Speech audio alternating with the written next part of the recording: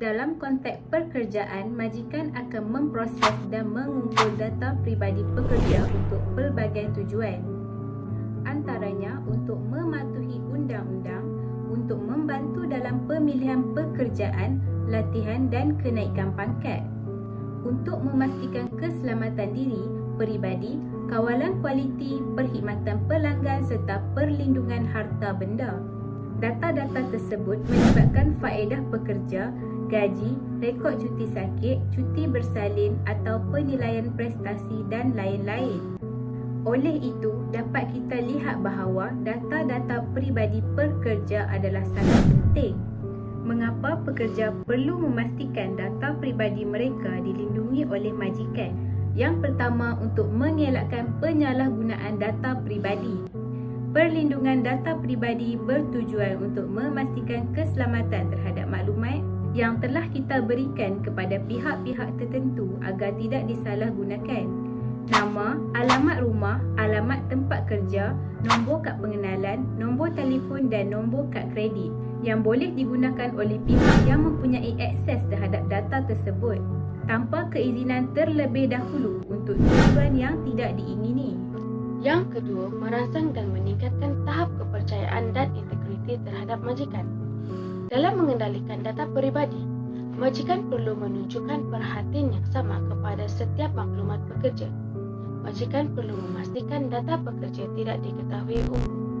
Sekiranya data seseorang pekerja diketahui umum, ia boleh menyebabkan timbulnya diskriminasi antara pekerja, persekitaran kerja berpotensi untuk permusuhan, dan boleh merosakkan kepercayaan antara pekerja dan syarikat. Kesannya, masalah ini akan menjatuhkan imej syarikat dan juga berpotensi menyebabkan produktiviti pekerja menurun. Namun begitu, masih terdapat sejumlah majikan yang tidak tahu cara untuk melindungi data pekerja dengan selamat. Terdapat beberapa cara bagi memastikan keselamatan data pekerja.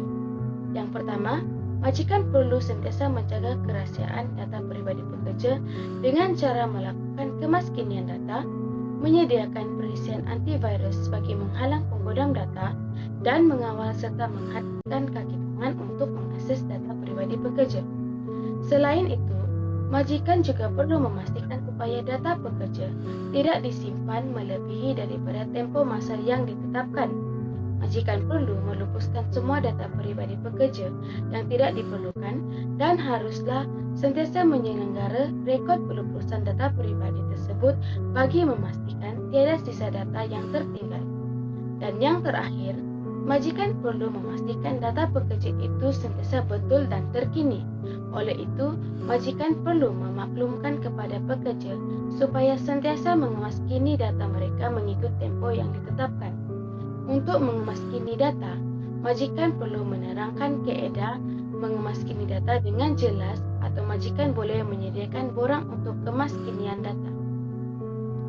Kesimpulannya, pekerja perlu sentiasa memastikan sama ada data peribadi yang diberikan kepada syarikat itu dilindungi oleh majikan. Tujuannya adalah supaya maklumat peribadi pekerja tidak jatuh ke tangan orang yang salah. Kerana jika data disalahgunakan, ia akan membawa kesan yang buruk kepada diri pekerja pada masa yang akan